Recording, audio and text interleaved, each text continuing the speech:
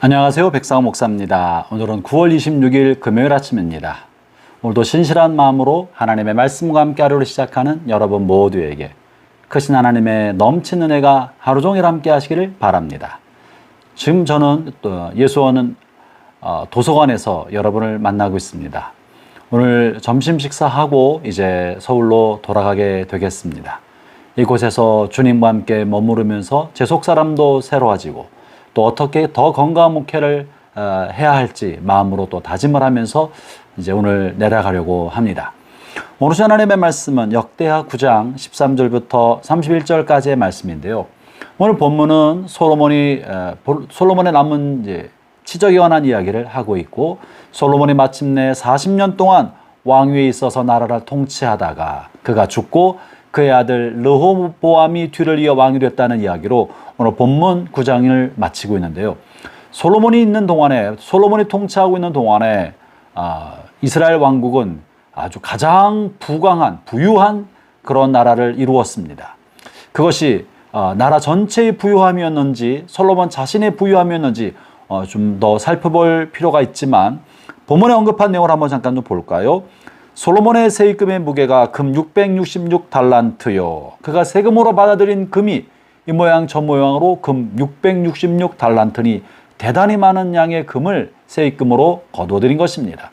아울러 오빌에 사람을 보내서 금을 캐게 하고 또 여러 나라로부터 조공을 받아들였습니다. 본문 26절에 보면 이렇게 표현합니다.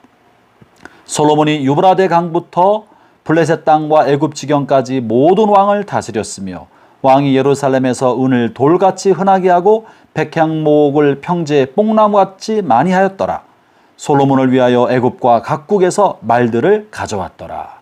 많은 나라에서 조공품과 또 여러 가지 많은 금, 은, 보석들을 가지고 왔던 것입니다. 이러저런 내용으로 솔로몬은 많은 금과 보석을 가지고 있었습니다. 그리고 그것을 모아서 금방패로 만들어서 그 수백 개의 금방패를 레바논에 있는 나무궁, 아마도 왕의 재산을 모아놓는 곳이 아니었을까 싶습니다. 그곳에 보관하였다라고 본문 16절에 표현하고 있습니다. 아울러 자신의 보좌를 상아로 만들고 그 위에 순금으로 덧입혔다고 또한 17절에 언급합니다.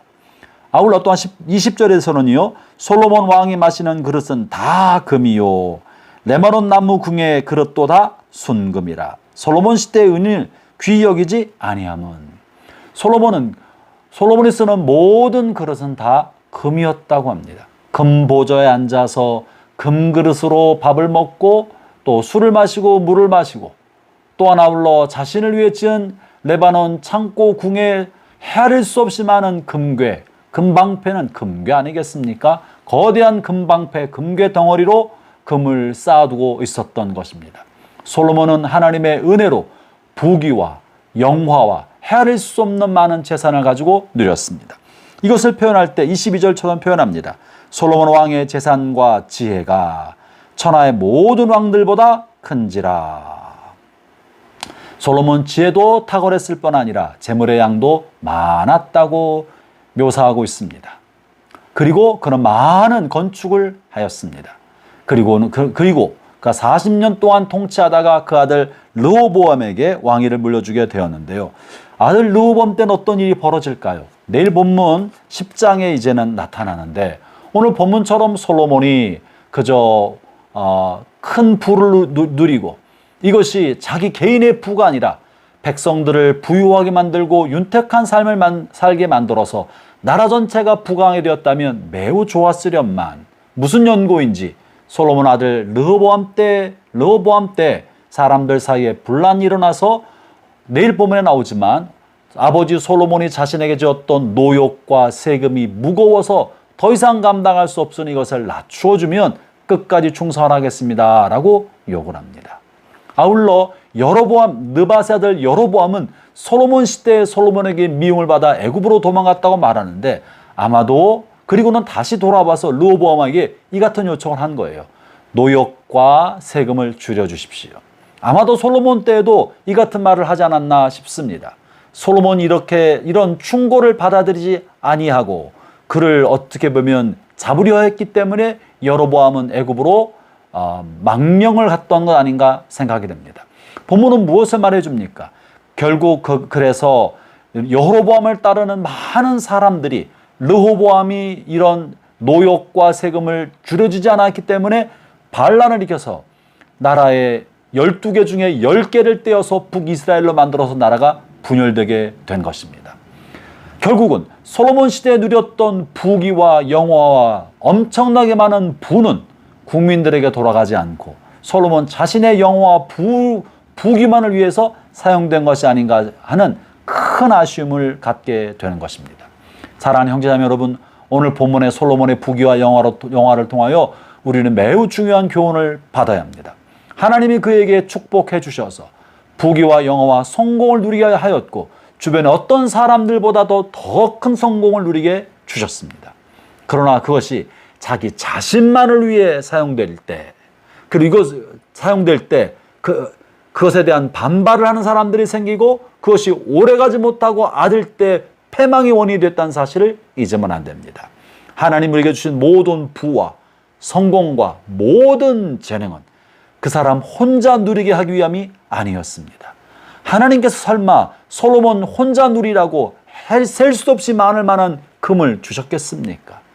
솔로몬은 지혜로운 사람이었지만 그러나 올바르게 재정을 쓸 줄 알지 못했기 때문에 이 엄청나게 많은 재물을 창고에만 놓아두었다가 마침내 나라가 멸망할 때 바벨론에 침공할 때 느부갓네살 왕이 그의 창고에 있는 모든 금방패를 다 약탈해 가버리고 말지 않았습니까?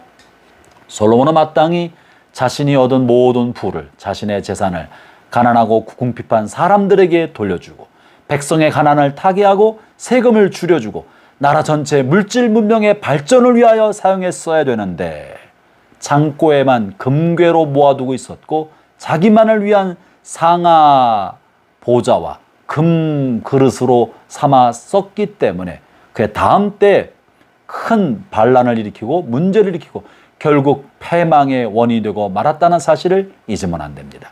형제자매 여러분, 하나님이 여러분에게 주신 모든 축복은 여러분 자신을 위한 것이 아니라 이웃을 위한 것이고 다른 사람을 위한 것이고 하나님의 마음으로 세상을 돌보게 하셨다는 사실을 잊지 마십시오. 나누십시오. 베푸십시오. 재능을 선한 일에 사용하십시오. 그러면 여러분의 이름과 여러분의 영광이 대를 이어갈 것입니다. 그러나 여러분 자신만을 위해 사용한다면 여러분이 가지고 있는 축복은 마침내 저주가 될지도 모른다는 사실을 잊지 마십시오.